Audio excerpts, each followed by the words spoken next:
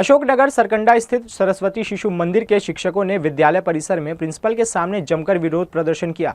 शिक्षकों का आरोप है कि उनके 12 महीने का वेतन नहीं दिया गया है। शिक्षकों ने प्रिंसिपल से बकाया वेतन दिलवाने की मांग की है।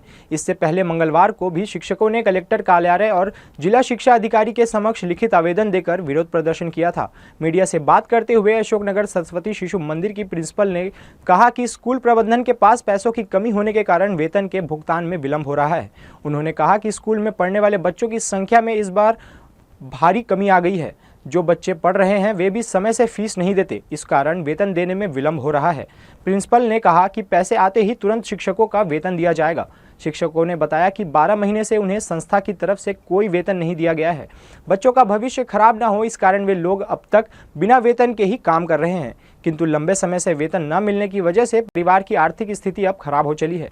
शिक्षिकाओं ने बताया कि इस संबंध में वे स्कूली प्रशासन से कई बार गुहार लगा चुकी है और उन्हें लिखित आवेदन भी दे चुकी है, लेकिन स्कूल प्रबंधन की तरफ से उनकी समस्याओं का अब तक कोई निराकरण नहीं किया गया है।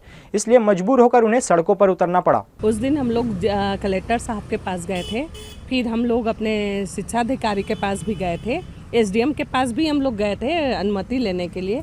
क्या उस दिन बैठक हुई शाम को, जहां हम लोगों को असंतुष्ट हैं उनके मतलब जो कहा गया है हमसे, ये कहा गया है हमको कि जब बच्चे आएंगे, जब स्थिति अच्छी होगी, यानी अनिश्चितकालीन, उसमें कोई निश्चित हमको अवधि नहीं बताए हैं कि कब हमको हमारा पेमेंट देंगे या कब से रेगुलर हो जाएगा हमारा पेमेंट, कि हर महीना दे पाएंगे, क्योंकि बच्चों की संख्या कम है। इस चीज़ को तो हम लोग भी जान रहे हैं कि बच्चों की संख्या कम है।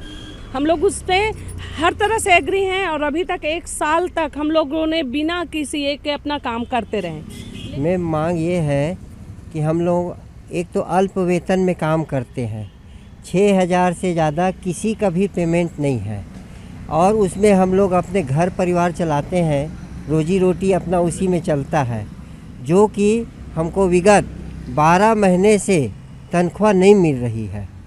बच्चे का जैसे जैसे फीस आते जाता है उसके अनुसार हमको जो है पेमेंट को देते हैं और टोटल कुल मिला करके हमको 12 महीने का तनख्वाह नहीं मिला है।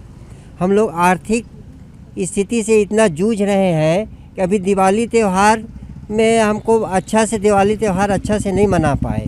हम जो है हड़ताल करना नहीं चाहते हैं, हम शांतिपूर्वक में हड़ताल में बैठ रहे हैं। चाहते तो कुछ दूसरा और कर सकते थे, लेकिन नहीं करेंगे।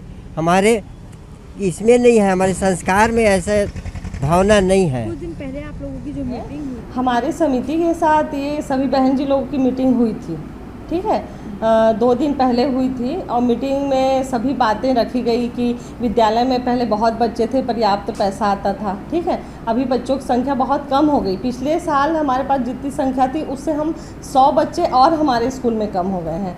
तो इस स्थिति में जो फीस है वो तो कम हो गई, जिसकी वजह से सैलरी नहीं दे रहे हैं, ऐसा नहीं है, पैसा कम हो रहा है, ठीक है। अब इनका मतलब पीएफ जाता ही है, ईएसआई जाता है, ये सब हम कर रहे हैं। अब फीस कम आती है, प्रॉपर पूरी फीस भी नहीं आ पाती, और जितनी फीस आती है तो समिति ने ये तय किया कि जितनी फीस आ रही है उसमें आप लोग पूरा ले लीजिए आपस में, जितना बनता है आपका पेमेंट, और जितना जो बचेगा उसको हम बाद में देंगे करके। तो इनका कहना है कि नहीं, जो हमारा कोरोना टाइम का भी है जो पैसा और जो अभी थोड़ा गैप हो गया है वो सब को मिला के हमको एक बार में दे दीजिए आप। तो विद्यालय के पास इतना पैसा नहीं है। आप स्थिति देख लीजिए विद्यालय की, हमारे मतलब थोड़ी जर्जर हो रही है, मेंटेनेंस के लिए भी हमारे पास नहीं है, क्योंकि बच्चे कम हो गए हैं, स्टाफ ज़्यादा है और हमने छटनी नहीं किया और कोरोना टाइम में भी फुल पेमेंट हमने इनको दिया।